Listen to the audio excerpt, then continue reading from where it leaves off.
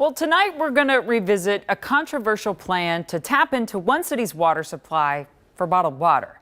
That plan to build a Niagara bottled water plant in Elko New Market has entered a new phase.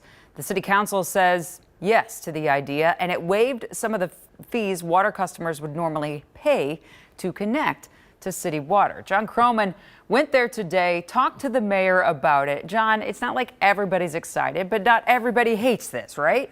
Right, they're split. Mayor Joe Julius says he understands why some people are against this, but he also sees this Niagara project as a solution to a lot of his town's problems.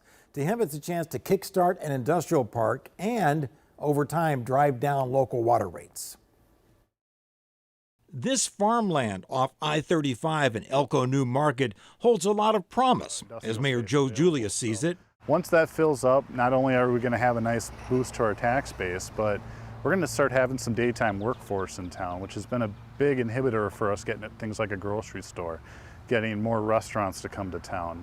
The first big project plan for that industrial park has been a source of controversy. A Niagara bottled water plant that will buy 310 million gallons of water from the city, water that the city gets from the aquifer beneath.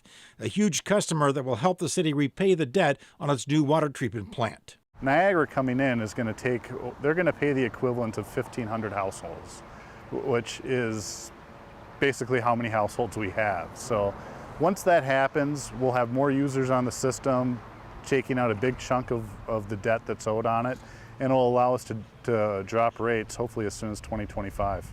The city council approved the project, but there's still plenty of opposition on a variety of fronts. If we don't start in the city, in our local communities, in each citizen taking responsibility for the environment, where do we start? Janelle Kuzna lives near the proposed Niagara site. I just feel it's not a good use of our natural resources. These natural resources belong to every person in this state. And I don't think that a for-profit company should be able to tap our aquifers and sell it for profit. What do you say to the folks who are upset and thinking that they're going to be removing more water than they ought to, or somehow stealing this asset and taking it other places? Yeah, I appreciate those concerns. I really do, because they come from passion and they come from a good place. In my opinion, that's not up to us. We're not experts on hydrology. We're not experts on the aquifer, so we rely on our experts. Ultimately, it'll be up to the Department of Natural Resources to study the site and issue a water appropriations permit. The DNR will do their due diligence. They'll analyze the aquifer tests, and they'll come to a decision whether we have enough water to support this plant or not. This project will put 2.4 billion water bottles into the environment every year. And so I think something around the number of 20% is what gets recycled.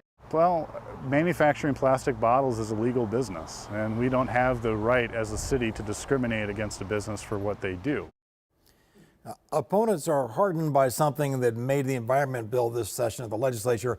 The DNR has to check to see how removing water from an underground aquifer will affect surface water, such as lakes, rivers, creeks, and marshes. Now, Jana, as you can imagine, we also reached out to Niagara today, but did not get a response yet. John, if you mentioned it, I didn't catch it. Niagara is based where? They're based in California. Based in California, coming to our area. Okay, maybe. Sorry, maybe. Thanks, John. Appreciate it. Sure.